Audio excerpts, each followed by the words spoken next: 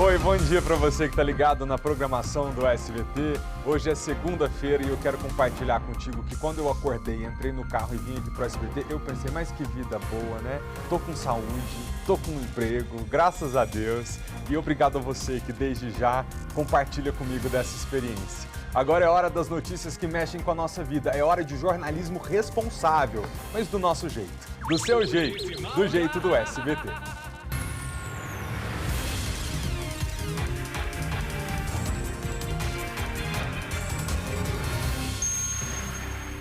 Pois é, mas no fim de semana teve pancadaria no shopping. Clientes e funcionários se assustam com troca de socos e chutes por adolescentes num shopping no último fim de semana. A confusão foi filmada e você vê agora na tela os desdobramentos na edição de hoje. Falso advogado é preso por estelionato sentimental. Tatuzinho. Pois é, malta, esse falso advogado, ele atraía as vítimas, as mulheres, jogando aquele caô relacionado aí ao amor. Ele acabava furtava dinheiro, mas só que policiais aqui da 31ª Delegacia começaram a investigar. E por meio de um mandado de prisão, ele foi preso na cidade de Planaltina de Goiás. Malta. Vem cá, será que não está na hora de você aprender a comer mais peixe, hein? Com os preços das carnes bovina e de frango lá nas alturas, o pescado se tornou uma alternativa de proteína para as refeições das famílias. Brasília já é a terceira cidade que, proporcionalmente à população, mais consome peixe no país. E o potencial de crescimento desse mercado é enorme. O Breaking Dance é modalidade olímpica. Paris 2024 que se prepare, porque tem atleta brasiliense de olho nas 32 vagas para tentar uma medalha de ouro para o Brasil no Breaking Dance. O SBT Brasília, primeira edição desta segunda-feira, já começou. E a gente começa o jornal de hoje falando sobre a esplanada dos ministérios que finalmente foi liberada para o trânsito de carros. As vias S1 e N1 foram bloqueadas no domingo antes do feriado de Independência. A gente mostrou aqui as manifestações contra e a favor do governo durante a semana passada inteirinha e agora a situação parece estar caminhando para a normalidade. A liberação foi feita na madrugada pela Polícia Militar. A Praça dos Três Poderes também foi liberada para o trânsito de veículos. Agora, no fim de semana, veja essa, adolescentes protagonizaram cenas de selvageria dentro de um shopping. Uma briga generalizada entre os dois grupos de jovens. A confusão aconteceu neste shopping da região administrativa do Guará, no Distrito Federal. Nas imagens, é possível ver os adolescentes com idades entre 16 e 18 anos dando murros, chutes e pontapés, uns nos outros. O rolezinho, como o evento é conhecido, assustou funcionários e clientes do centro comercial. Quando a briga começou, o local estava em pleno funcionamento. Em nota, o shopping disse que acionou uma equipe de segurança. Esses seguranças, obedecendo protocolos estabelecidos aqui de acordo com o shopping, eles pediram para que alguns lojistas que estavam assustados, preocupados, baixassem as portas das lojas, principalmente na região onde aconteceu esse rolezinho, essa briga entre esses jovens. Dali, os seguranças conseguiram apaziguar essa discussão, socos, chutes e pontapés. Foi aí que a Polícia Militar foi acionada aqui para o local. Inclusive, segundo relatos de testemunhas, esses jovens, após essa discussão, eles foram vistos saindo aqui do shopping. Eram muitos jovens. Agora, a Polícia Civil investiga para saber o que de fato aconteceu. Como houve essa combinação por meio das redes sociais. Esse homem que trabalha na área do shopping prefere não se identificar, mas conta. Ficou assustado quando viu a correria dos jovens após o rolezinho. No mês passado, sempre teve uma galera, vinha aqui, sempre bastante pessoas, nos dias mais é o dia de sábado. Eles reúnem aí, vem mais aí, reuniu a galera aí. Mas ontem, que aconteceu, teve briga. Preocupado, o funcionário pede por mais segurança. Segundo ele, clientes e funcionários ficam assustados. Vem o tumulto lá pra cá correndo, Eles começam a fazer aquela baderna, né? Não sabe quem é quem, né?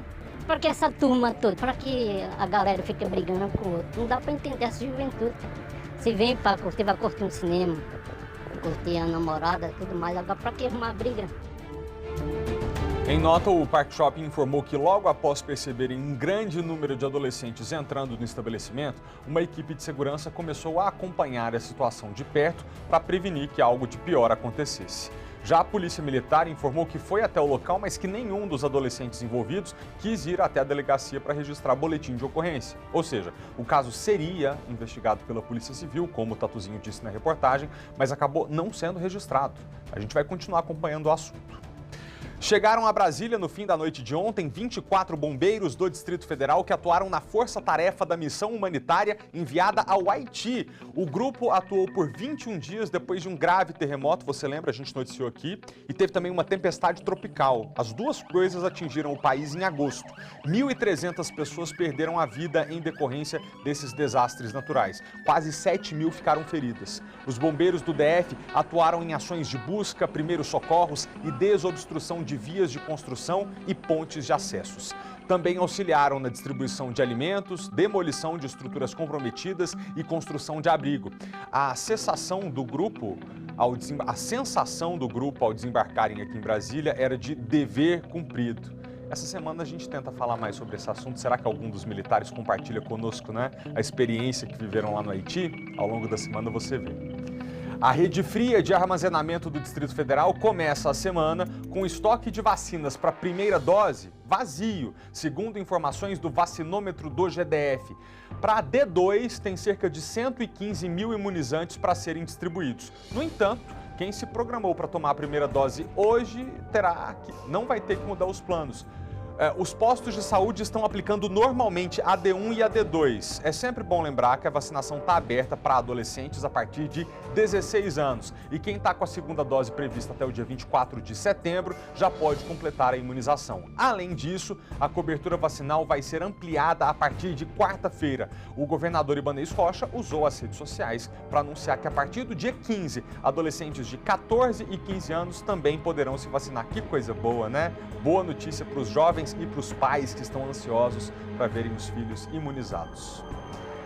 Você sabia que Brasília é a terceira cidade onde mais se consome peixe no Brasil? Sim, cada brasiliense consome uma média de 14 quilos por ano. Só que no Distrito Federal, 500 piscicultores produzem e fornecem os peixes que chegam fresquinhos aí na sua mesa. A gente foi conhecer uma chácara, a chácara do Seu Divino, que cria peixes há mais de 20 anos e é apaixonado pela profissão.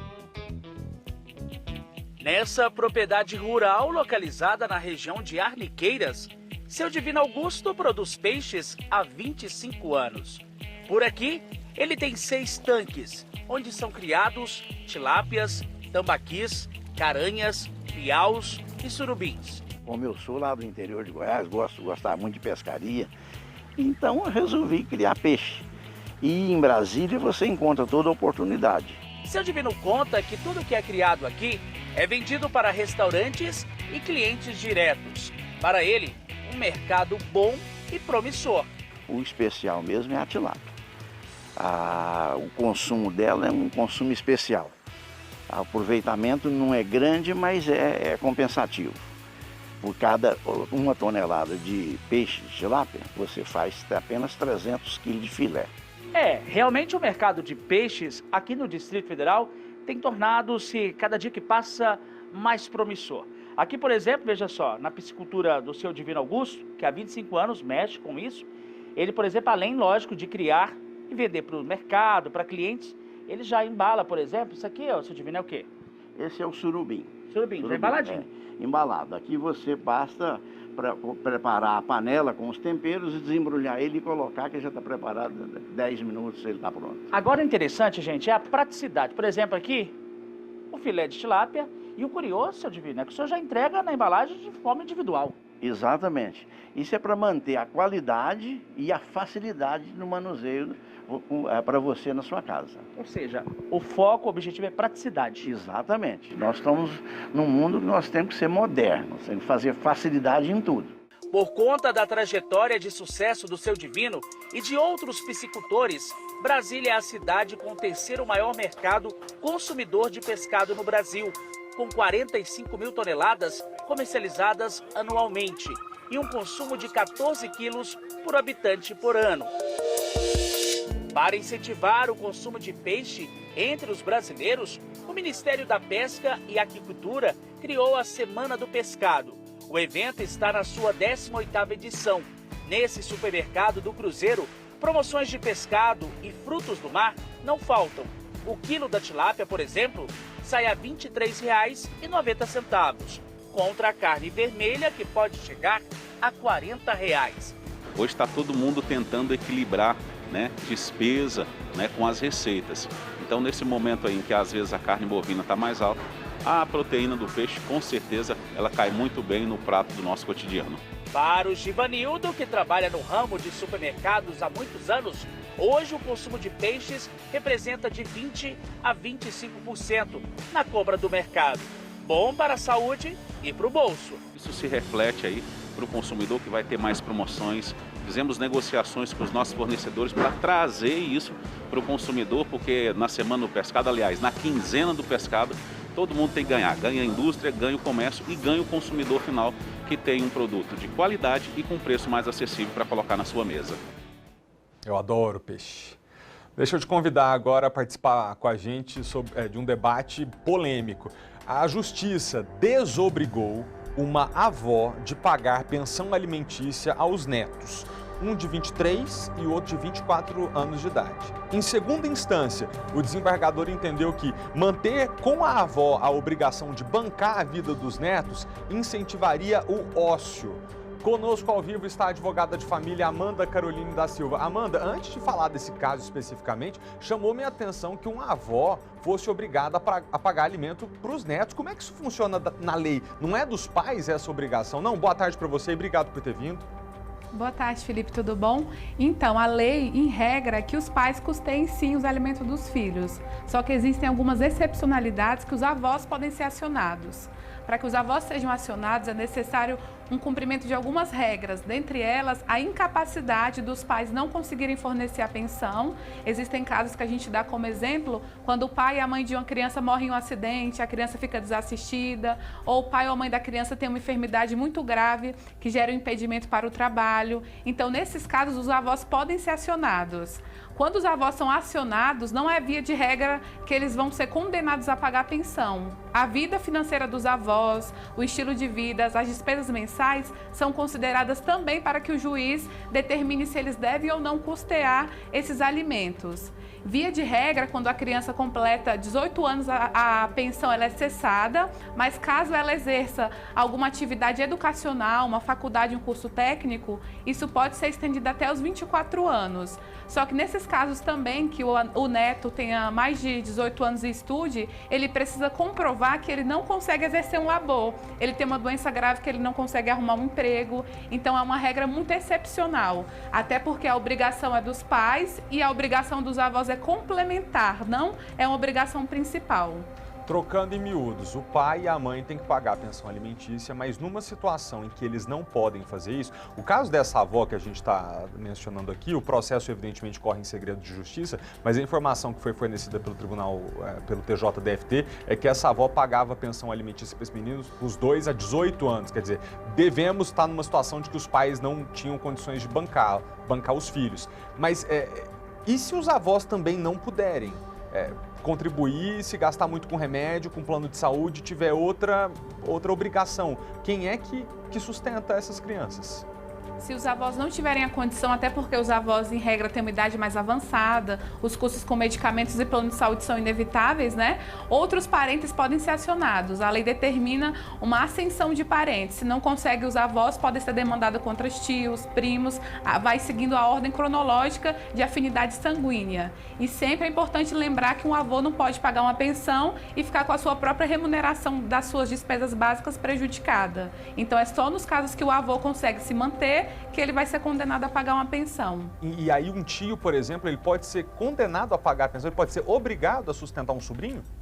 Pode ser obrigado até essa idade, né? Se ele estudar, tiver alguma enfermidade, a gente sempre lembra que essas regras que fogem do pai ou da mãe são excepcionais. A pessoa tem que produzir muitas provas da sua incapacidade, da sua não condição de ser inserida no mercado de trabalho. Nesse caso que a gente está mencionando, doutora, esses dois jovens, um de 23 e outro de 24 anos, estavam argumentando que não conseguiam trabalhar pelas dificuldades que estavam encontrando no mercado de trabalho. Não porque não tinham condições de trabalhar, mas porque não estavam encontrando emprego. Isso é suficiente para que a justiça... Não foi, né? Nesse caso, a justiça colocou... Não é suficiente. A gente, quando fala da incapacidade de trabalhar, não é a falta de vagas. Pode ser uma condição de saúde, uma condição intelectual prejudicado. Então, a falta de vagas não é nunca e nunca será um argumento. Os jovens têm que ser colocados no mercado de trabalho. Nesse caso específico também, os jovens, eles começaram a fazer a faculdade próximo da data limite de 24 anos.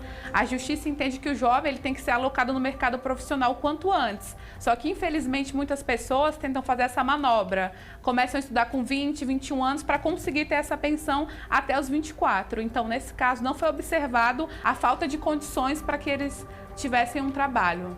Quer dizer, deixaram muito para frente nessa busca pela profissionalização, pela capacitação para o mercado de trabalho, imaginando talvez que a avó, coitada, continuaria bancando essa pensão alimentícia para eles a vida toda. Doutora, eu fico pensando aqui nesses avós, né, coitados, porque tantas famílias brasileiras já têm na aposentadoria, na pensão do avô, da avó, o dinheiro que coloca alimento dentro de casa. Aí, claro que em questões excepcionais, como a senhora disse, ainda vem a justiça e coloca que eles têm que pagar alimentos para os netos. Só que aí é o direito da criança, né, que não pode crescer também sem ter um mínimo de qualidade de vida, mas a partir do momento que já consegue se bancar, estudar e trabalhar, não é mais obrigação dos avós, né? Justamente, isso tudo tem que ser observado e até porque em alguns casos a criança tem mãe e pai, né? Se o pai não consegue, a mãe deve assumir o papel e caso falte os dois, aí pode ser assinado os avós, mas é com muita delicadeza que a gente enfrenta a matéria, justamente por se tratar de uma obrigação complementar dos avós, não obrigatória como é do pai e da mãe. Doutora Ana Caroline da Silva, ao vivo na SBT Brasília, primeira edição. Eu adorei a participação da senhora. Muito obrigado, viu, por ter vindo aqui conversado. Agradeço, Felipe. Foi muito especial participar com vocês. Viu? Valeu, obrigado. Até a próxima. Tomara que tenha outras polêmicas para a gente resolver aqui, esclarecer o nosso telespectador, que é sempre muito útil esse tipo de informação. Obrigado, viu? Obrigada a você. Até a próxima. Agora a gente vai para um outro tema. O consumo de antidepressivos aumentou mais de 20% durante a pandemia. Adultos na casa dos 34 anos são os que mais passaram a consumir esses medicamentos. Uma tarefa simples, cotidiana, mas que para Paula é motivo de comemoração. Com o diagnóstico de síndrome do pânico, a arquiteta passou a enxergar uma vitória em cada detalhe da vida. Ela sabe bem como é difícil superar a doença. Eu tive crise de ansiedade que virou o pânico. Eu fui diagnosticada com o pânico. Quando?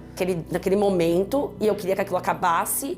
E como que eu acabar com a minha vida, sendo que eu tinha muita coisa para viver e eu queria acabar e era a forma mais fácil era me jogar de algum lugar. Assim como a Paula, outros jovens adultos foram mais sensíveis ao período de pandemia e passaram a procurar ajuda psiquiátrica e a consumir mais medicamentos contra a depressão e também a ansiedade. Pesquisa mostra que somente no ano passado aumentou em mais de 23% o consumo de antidepressivos. O de ansiolíticos também aumentou 7%, principalmente na faixa de idade dos 23 aos 36 anos. A gente está vivendo uma pandemia de transtornos mentais também, além da pandemia do próprio Covid, né? O suicídio, 98% das vezes é uma questão muito prevenível, a gente pode tratar antes de chegar nesse ponto. O consumo em 2021, segundo ano da pandemia, já cresceu 10% em relação ao ano passado. Levantamento feito a partir de dados da Anvisa, a Agência Nacional de Vigilância Sanitária, indica ainda que até dezembro, mais de 31 milhões de antidepressivos e cerca de 25 milhões de ansiolíticos devem ser comercializados no país. As vendas nesta farmácia da Zona Oeste de São Paulo aumentaram 50%. Eu estou aqui há 25 anos nesse ponto. Então, eu já tendo segunda, terceira geração de famílias. E o que aconteceu na pandemia foi realmente da segunda, terceira geração começar a usar produtos que nunca usou. A psiquiatra, porém, alerta que a medicação é só uma das etapas do tratamento.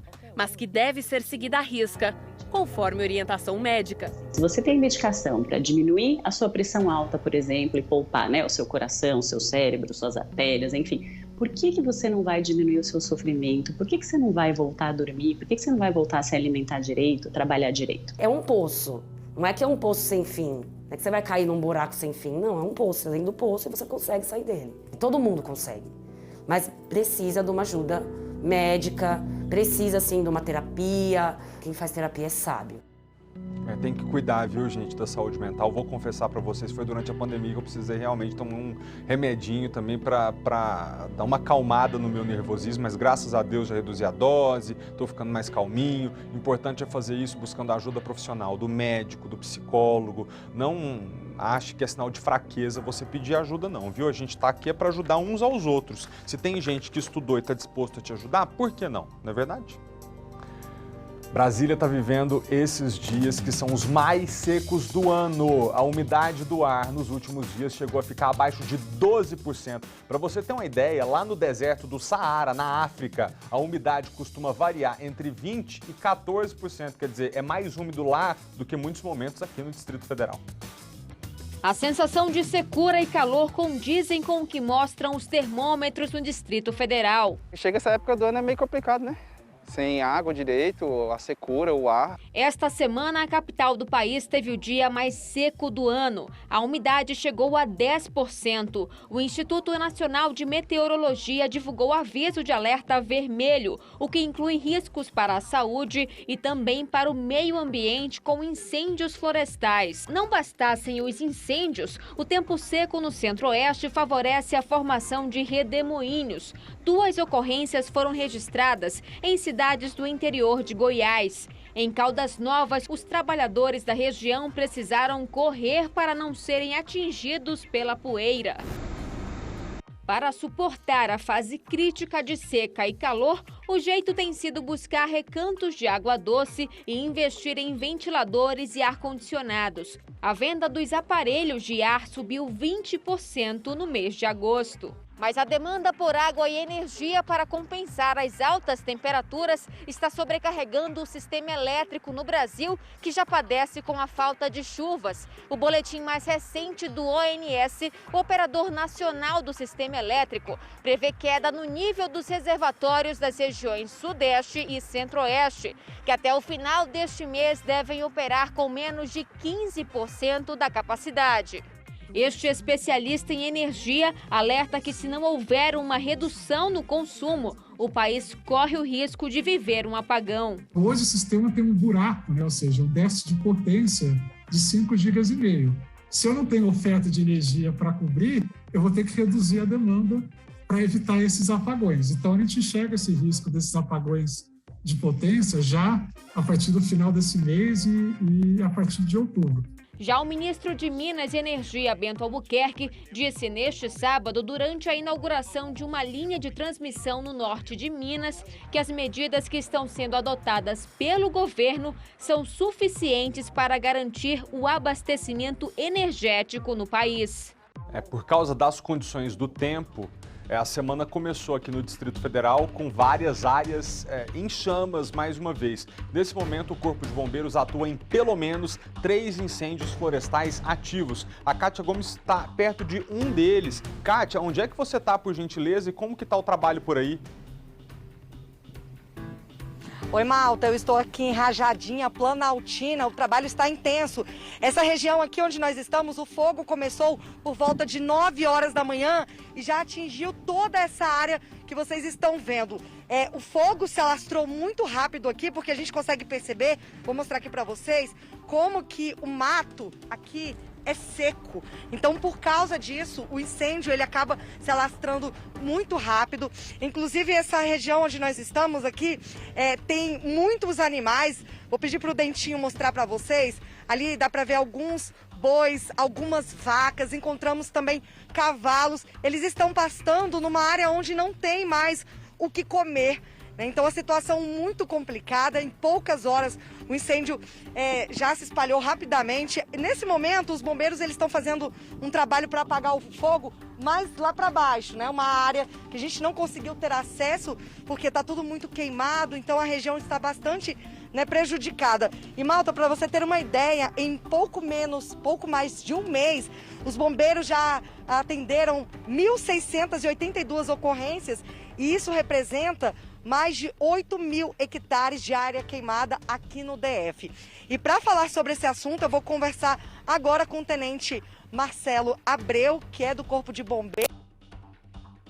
Boa tarde. São muito tristes.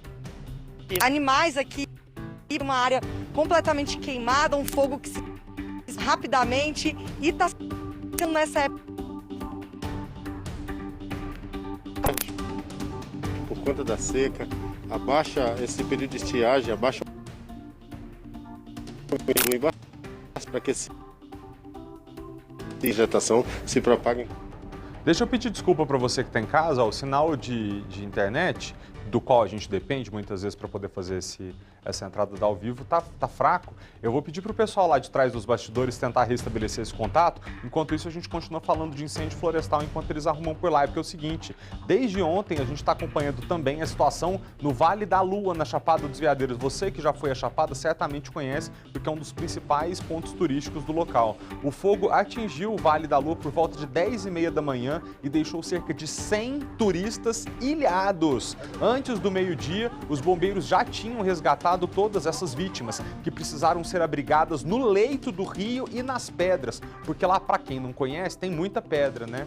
A propriedade do Vale da Lua foi fechada para que ninguém mais entrasse. Segundo os bombeiros de Goiás, a estimativa é que o incêndio tenha atingido uma área de 6.000 hectares, 6.000 vezes o tamanho do gramado do Estádio Nacional Mané Garrincha. É uma área gigante e o fogo ainda não foi controlado porque as condições climáticas no local não estão favoráveis. Alta temperatura, muito vento e mato seco. O ICMBio, o Previfogo e as brigadas locais estão auxiliando nesse combate. E como a gente repete aqui tantas vezes, esse fogo do cerrado, há vezes que é natural, mas há vezes que é criado criminosamente. É pessoa que bota fogo em lixo, bota fogo em folha seca e acaba descontrolando e devastando. Bicho que morre, área queimada, é uma tristeza. Não faça isso, pelo amor de Deus. Vamos voltar com a Kátia, porque eu acho que a gente já estabeleceu o sinal. Catinha, com você.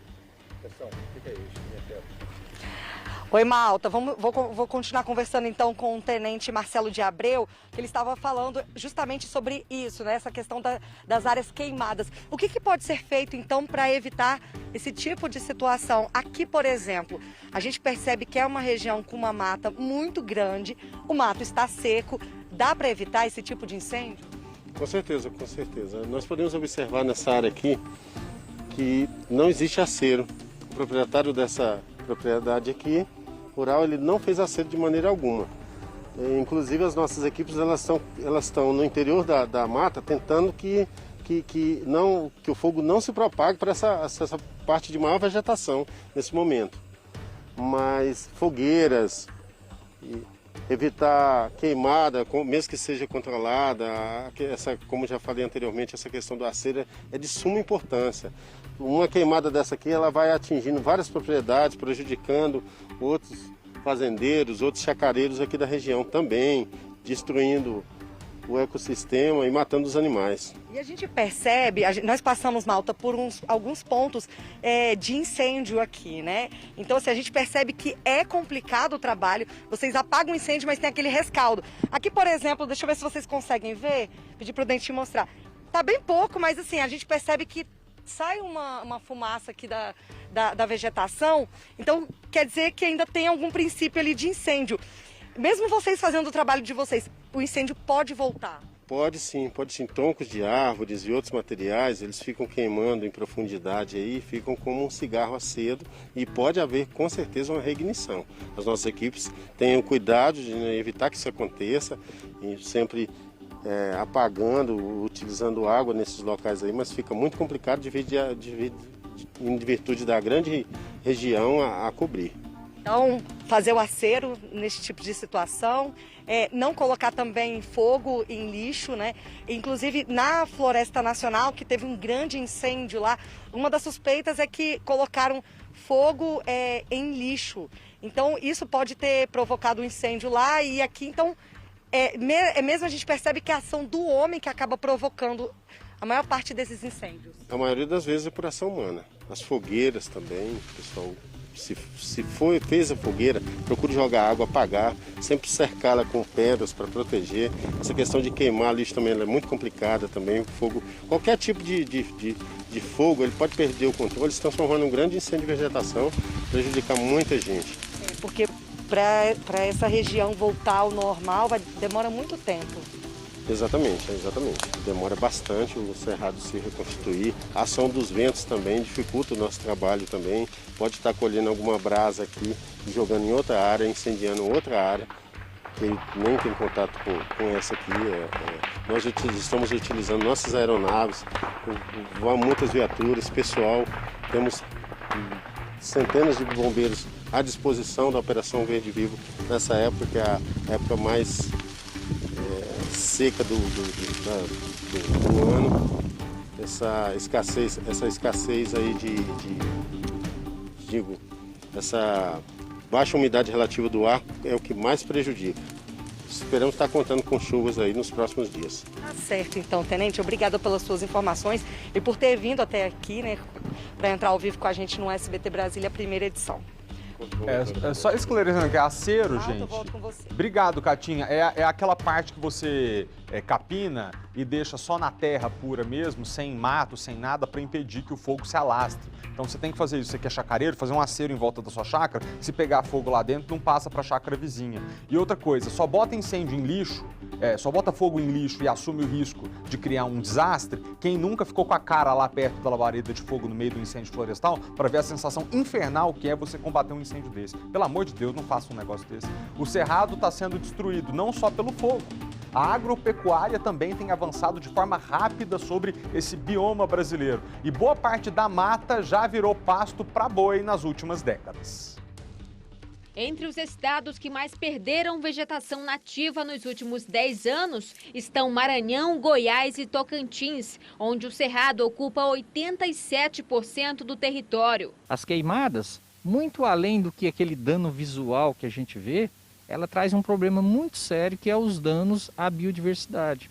E quando a queimada é recorrente, ela chega a interferir na biodiversidade no nível tão alto que acaba com aquela capacidade da biodiversidade se regenerar. 11 dos 13 estados que integram o bioma cerrado perderam 60 milhões de hectares nos últimos 10 anos. Um levantamento da MAP Biomas mostra que quase toda essa área foi destinada à atividade agropecuária, em especial a pastagem. O bioma cerrado é o bioma com as maiores taxas de desmatamento e as maiores taxas de queimadas no Brasil. A Amazônia merece toda a atenção, é muito importante, mas o bioma cerrado é quem está sofrendo mais pressões nessas últimas décadas, né? Dados do INPE, o Instituto Nacional de Pesquisas Espaciais, também reforçam essa preocupação.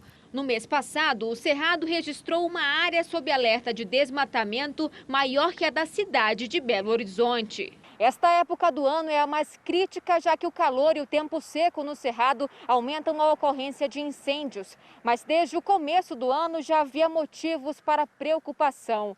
De janeiro a agosto foi registrado o maior número de focos de queimadas para o período desde 2012. Tudo isso contribui para a perda de um dos bens mais preciosos, a água. Apesar da gente já falar isso há 30 anos, né? Que o uso da terra nessa escala que a gente vem observando no bioma teria um impacto muito claro, muito evidente e muito drástico sobre a oferta de recursos hídricos para o Brasil. Gente, que a gasolina tá cara, isso não é novidade para ninguém, né? Basta dar uma olhadinha nos postos de combustíveis que a gente já se assusta com o preço. Mas parece que ninguém sabe de quem que é a culpa pelos custos tão altos. Por que eu tô dizendo isso? Porque agora Até na justiça essa briga foi parar.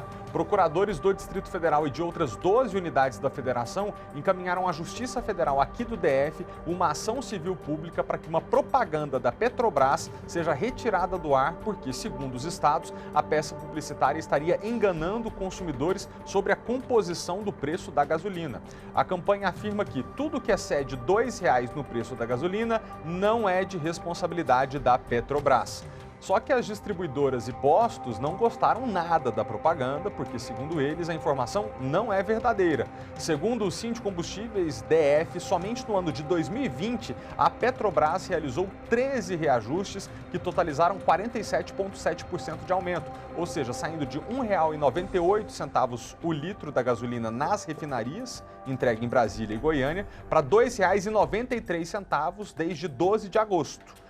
Enquanto a briga judicial não se desenrola, a gente sabe quem continua pagando quase R$ 7,00 no litro da gasolina, né? A gente. Um acidente entre um ônibus de passageiro e um caminhão na BR-060 em Alexânia, sentido Goiânia, deixou 7 pessoas feridas, 3 em estado grave. De acordo com a polícia rodoviária, as vítimas foram levadas pelo SAMU a hospitais de Alexânia e de Anápolis, também do Gama e de Ceilândia. O ônibus com 43 passageiros, que saiu da cidade baiana de Luiz Eduardo Magalhães, tinha como destino Goiânia. De acordo com informações preliminares, o ônibus teria batido na traseira do caminhão. Nosso jornal vai precisar fazer um rápido intervalo. Você fica aí do outro lado da tela com a gente. Mas antes, vamos ver a previsão do tempo, para variar, né? Deve ser de céu claro, poucas nuvens, névoa seca, temperatura de 32 graus e umidade relativa do ar nesse momento em 15%, níveis de deserto. Vá beber aquela aguinha e volte para frente da tela. O SBT Brasília, primeira edição, volta já. Essa semana começa a fase de grupos da Liga dos Campeões da Europa, a maior competição entre clubes do mundo que o SBT transmite com exclusividade na TV aberta. Amanhã, a partir das 3h45 da tarde, você vai ver ao vivo um clássico do futebol mundial. O Barcelona, agora sem Lionel Messi, recebe o Bayern de Munique.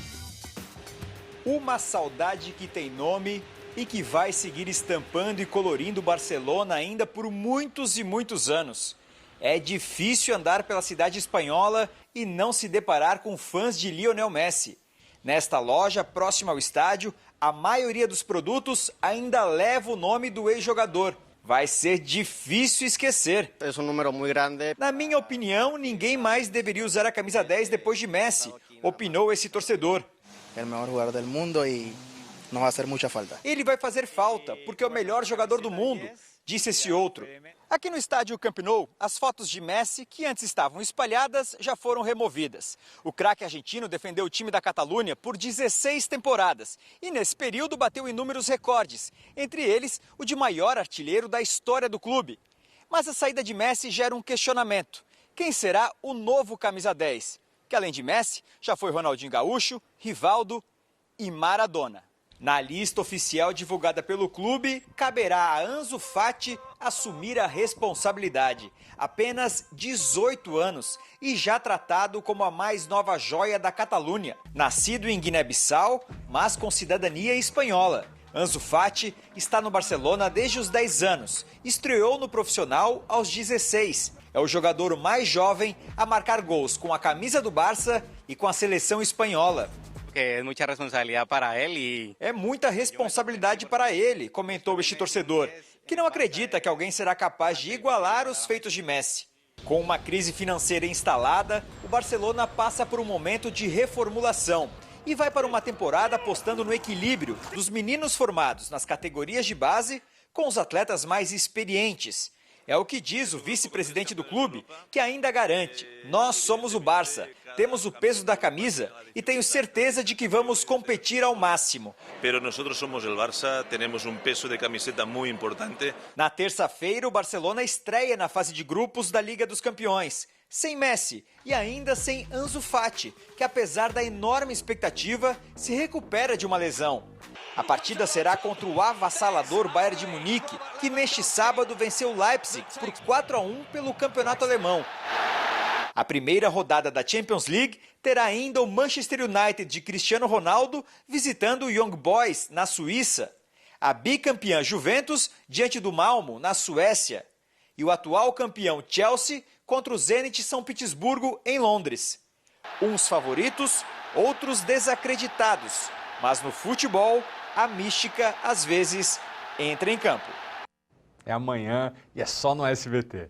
A gente vai fazer mais um rápido intervalo, mas na volta do break, você vai ver que tem brasilienses já se preparando para uma modalidade olímpica que foi incluída nos Jogos de Paris 2024. Eu tô falando do break olímpico, sabe como é que é? Tem brasiliense já pensando, vou levar ouro e já tá treinando. A gente volta já também com a história do homem de 51 anos que foi preso por estelionato sentimental. É tudo depois do intervalo.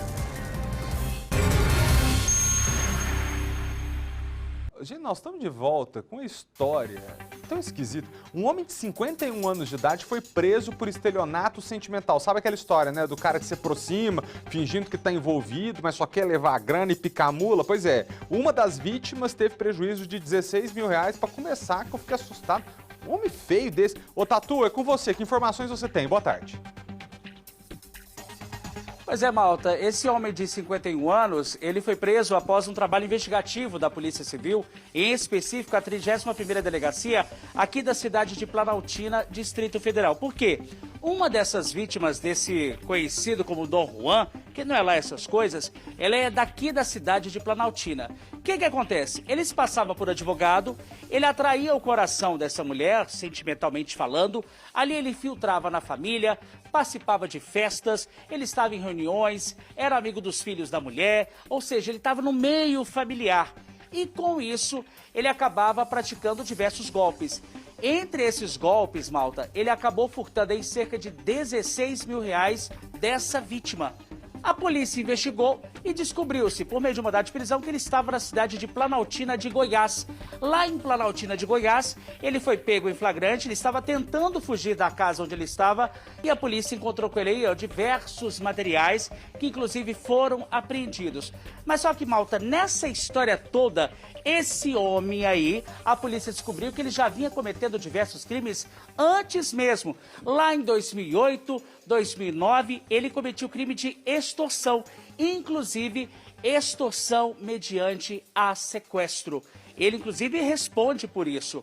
Com isso, ele ficou preso, passou por audiência de custódia e mesmo de forma preventiva, Malta, ele continua preso agora. A polícia está investigando para saber se tem outros golpes nessa história toda. Inclusive, aqui na Polícia Civil, o delegado vai falar com a gente daqui a pouco ali. Ele tem mais informações sobre esse caso, como que ele agia dessa forma, como que ele atraía essas vítimas. O que se sabe é que ele se passava por advogado, mesmo não tendo formação em direito. Ali ele vinha com aquela lábia, o famoso 171 nervoso, né? Inclusive, ele vai responder agora pelo crime de estelionato sentimental, porque como que ele lubridiava essas vítimas, né? Principalmente essas mulheres, atraindo elas aí e cometendo esses crimes. Nessa história toda, Malta, lá em Planaltina, acredita-se, inclusive, os policiais, assim que foram cumprir o mandado aqui do DF, descobriram que ele tinha um mandado de prisão aberto lá na cidade, no estado de Goiás, na cidade de Planaltina, de Goiás, pelo crime. A gente vai conversar com o delegado agora, que ele chegou aqui agora, para dar mais detalhes para a gente, informações sobre como aconteceu, né, no caso, essa prisão, como foi esse trabalho investigativo da Polícia Civil. Delegado Fabrício Machado. Delegado, primeiramente, boa tarde para o senhor, seja bem-vindo ao SBT Brasil Meia Edição. Como é que vocês chegaram até a prisão desse famoso Dom Juan? Esse Dom Juan, nós tivemos uma ocorrência registrada aqui há mais ou menos uns 4 meses atrás, e em que ele teve um relacionamento amoroso com uma das vítimas por cerca de 6 meses. E deu um golpe, né, do empréstimo nela e no irmão, se apresentou para o irmão dela como um falso advogado. Fez inclusive um contrato de prestação de serviço advocatício, né, dizendo que iria resolver um problema do inventário deles, da família, lá no estado do Rio de Janeiro. E após receber a primeira parcela, já depois de ter pegado quase todo o dinheiro da irmã, da namorada, ele sumiu. Então nós tivemos contato com essa ocorrência e aí passamos a diligenciar. Mas ele mentiu o nome. Ele se apresentava, ele dava o primeiro nome verdadeiro, Fernando, e o resto do nome era falso. Então, quando nós iniciamos a investigação, nós não tínhamos quem era essa pessoa do Fernando, né? E aí, com o decorrer da investigação, nós o identificamos e pudemos constatar que ele fez do crime a sua maneira de vida durante anos. Agora, doutor, um homem que vocês descobriram, inclusive, que tinha mandado de prisão em aberto no estado de Goiás, que já é conhecido por ter várias passagens, né? Sim, tem várias passagens no estado de São Paulo, estado de Goiás. Inclusive, havia um mandado de prisão em aberto por extorsão no estado de Goiás. A prisão que nós fizemos dele foi dentro da cidade planaltina de Goiás, onde ele tentou mentir o nome, mas uma vez se apresentou com uma outra pessoa, na ocasião, dizendo se chamar Paulo.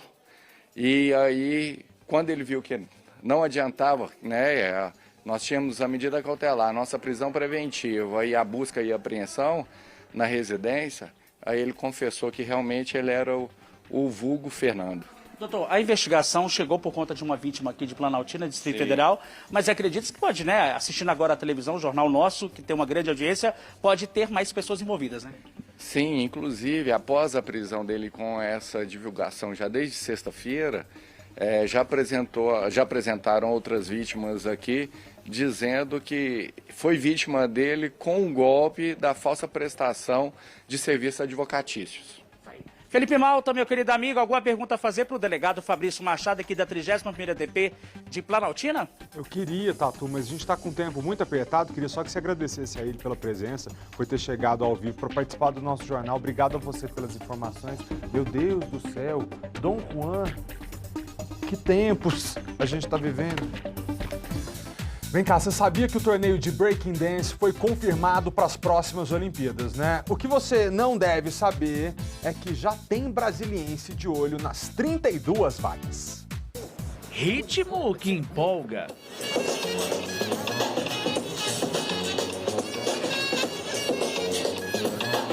Dança que contagia.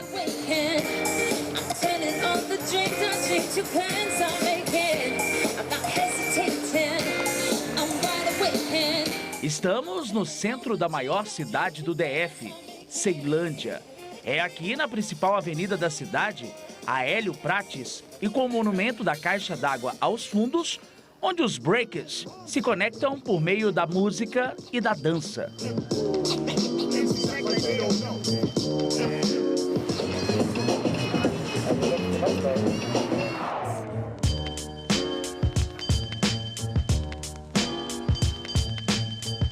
Foi no breaking, a dança de rua criada em Nova York nos anos 80, que Samuel encontrou um estilo de vida com apenas 14 anos, no ano de 2010.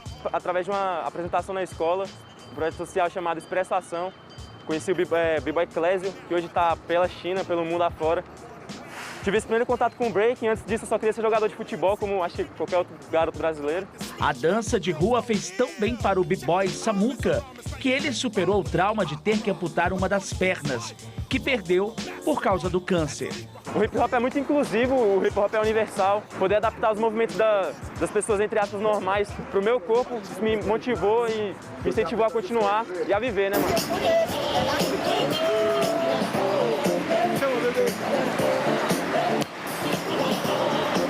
Para o Will, foi aos 16 anos que ele teve a oportunidade de conhecer a arte do breaking nas ruas de Ceilândia, onde ele vive até hoje.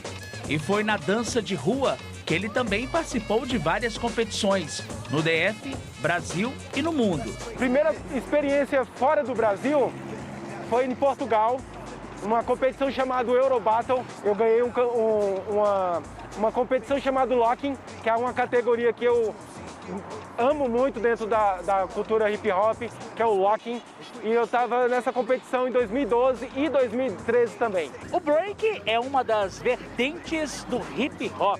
A dança de rua surgiu nos Estados Unidos na década de 70 e só chegou ao Brasil em 1982.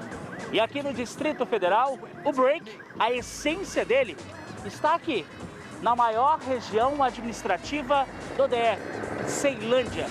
Don't sweat the technique.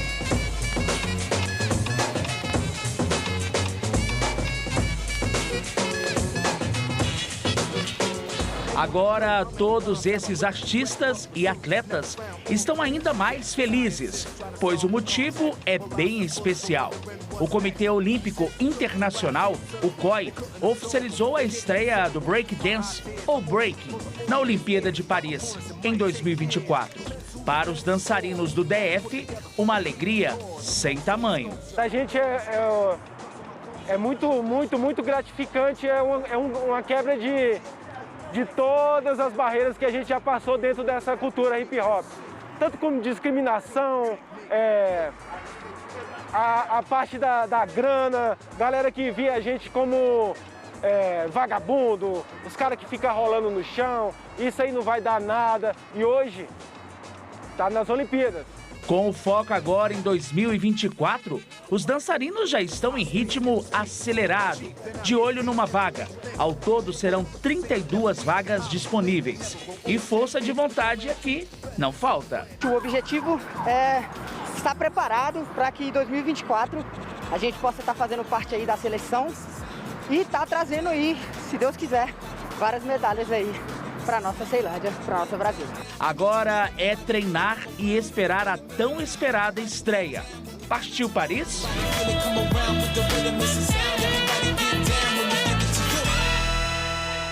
E eu tô aqui na torcida para que a gente possa daqui a alguns anos acompanhar a DF Zulu Breaker indo para Paris. Já pensou que chique? Parabéns, viu? Boa sorte. A gente termina a edição de hoje com imagens ao vivo da área queimada em Rajadinha, Planaltina, que a gente mostrou durante o jornal e que continua pegando fogo. Pessoal, nada de botar fogo em lixo, nada, porque vira um desastre. Boa semana pra gente, amanhã a gente se vê 15 para meio-dia aqui no SBT Brasília, primeira edição. Até amanhã, tchau.